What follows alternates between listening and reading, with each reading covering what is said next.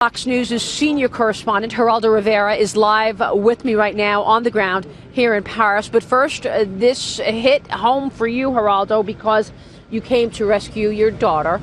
I saw that story on Fox News yesterday, and I thought it was just amazing because you humanized this for us. You heard the news about the terrorist attacks and rushed to Paris. You know, the suffering of the Rivera family pales in comparison to the 500 French families. 129 of them lost their loved ones. Over 400 have been injured. Many of those are in critical condition. The death toll sure to mount.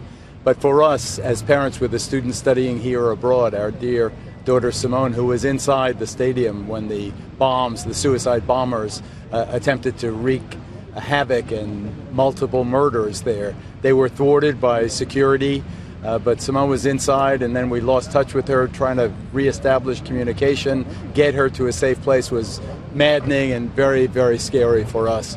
Our story had a happy ending, but now I fear that we are in a whole new place, Maria. We are in a whole new place. This is a war now. ISIS must be crushed. This is you see the activity in Paris, 168 raids overnight, over 100 already arrested. They think they may have gotten, I hear some reports, I don't want to speculate, but I think there'd be some dramatic news in terms of arrests that have been made. But make no mistake, this is President Hollande of France, who was in the soccer stadium when the bombs went off.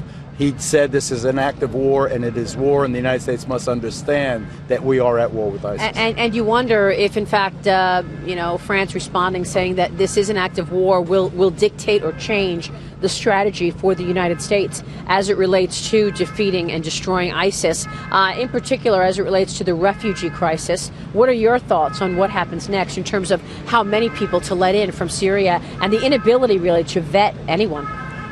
One of the 7 dead, one of the suicide bombers came in with the group of refugees. They found a Syrian passport on his dismembered body. He came through Turkey, came through Serbia, here to France. So the danger is not only apparent, it is real. There is no doubt about that. I think that if you don't take out the terrorist base, they now have a nation. ISIS is a nation. If we don't defeat, they are like Al-Qaeda in Afghanistan before 9/11. It is a terrorist nation that must be destroyed, and if it is not, it will continue to send people here to wreak havoc. The problem is the president has said that he wants to destroy ISIS, but people are questioning the strategy since it does appear ISIS is stronger than ever.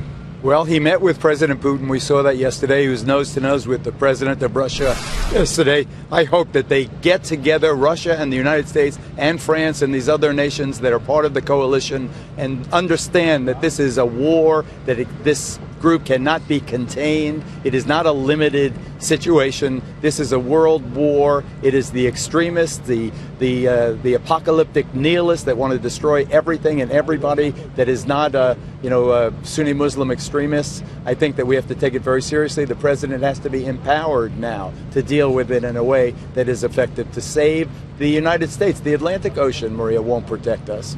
Geraldo Rivera sticking around for the hour. Thank you very much, Geraldo, for your insights on this as we continue.